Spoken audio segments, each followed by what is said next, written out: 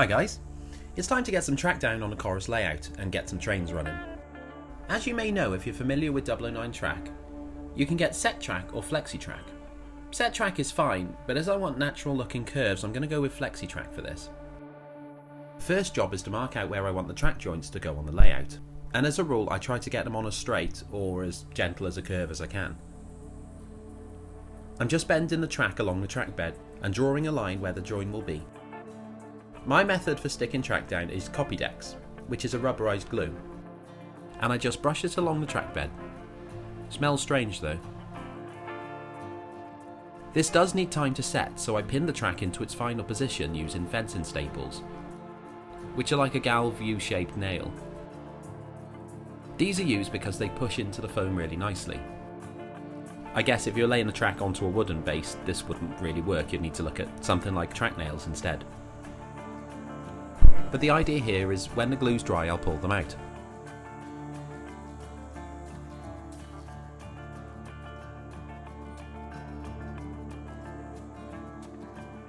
That's the first strip of track down, but I need to look at the join for the second.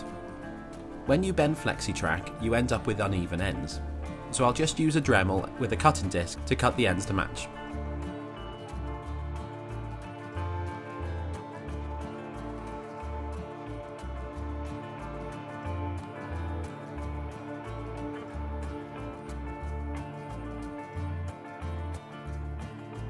The two options I have for joining the track sections are rail joiners, which you can get from the likes of Pico, or soldering.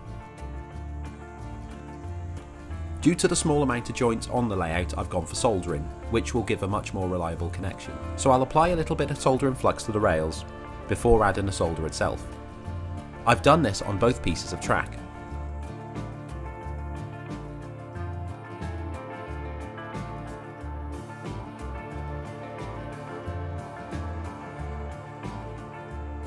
Then it's just a case of bringing the two parts together and heating the join up, nice and easy.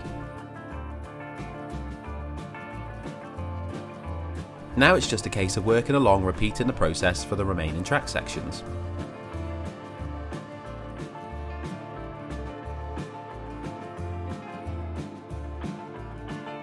And that brings us to the final joint.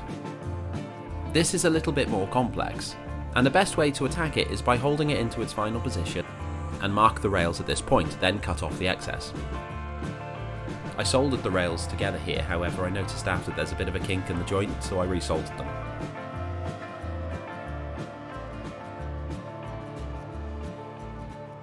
That final track section can now be glued into place.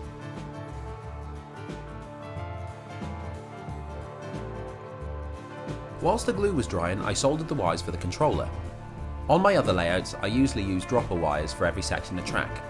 However, this layout only has 3 separate pieces, and as the joints are soldered, I figure the 2 wires is sufficient. I tried to pick a location on the layout that would be most convenient, so I wired up on one of the end curves, so that the controller is accessible whichever way round the layout is facing. The wires will be buried in the scenery. Again, on a more complex layout, the wiring needs to stay accessible for troubleshooting, but this is so basic in theory, nothing should go wrong. I use this DC controller for other projects, so it needs to be easily removable, and what I use are these special kind of chock blocks. They wire in one end and have a male and female plug on the other, so it's a real quick plug and play.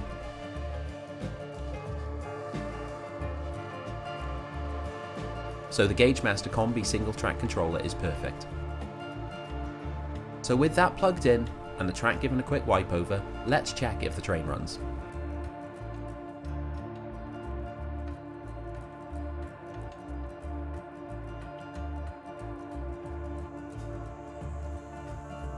It seems to run well.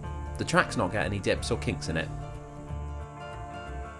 But as the engine still hasn't had a proper running in since I bought it, I'm going to leave it to run for half an hour or so.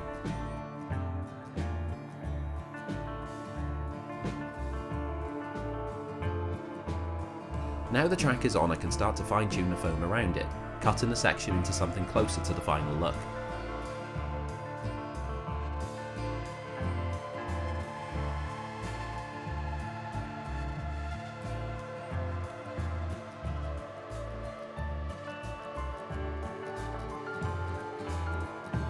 The train's been running for a while now, proving the track has no issues, so I'm happy to proceed to painting it. The track first needs priming. Before I go on the layout, I'm going to test spray on a spare bit of foam in case it reacts badly. The paint doesn't seem to be eating the foam away, so I'll move on and prime the track. Admittedly, a lot of the track will be embedded in earth and grass, so I'm not going to spend a lot of time painting it.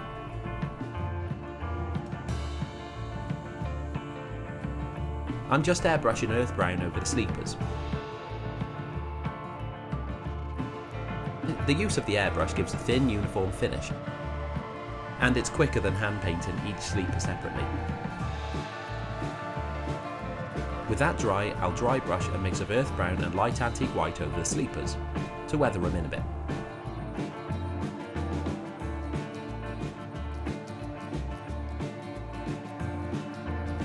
Finally, the rails need painting.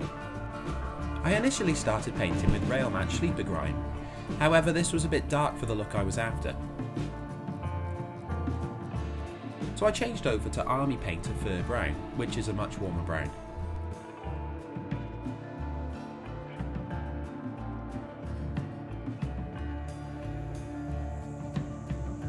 Happy with the colour, I cracked on and worked round the layout. Both rails inside and out.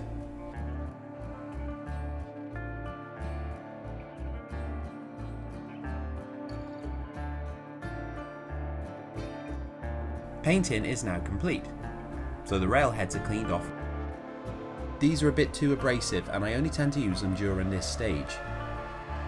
And I tend to use Track Magic cleaning solution for normal rail cleaning.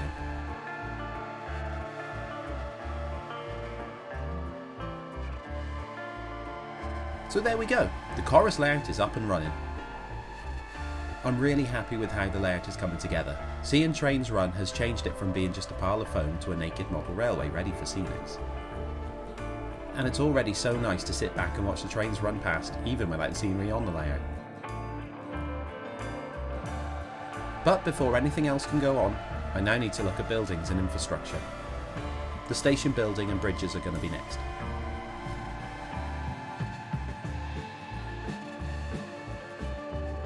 So thanks for watching, and remember to leave a like and subscribe to the channel if you haven't already. Cheers.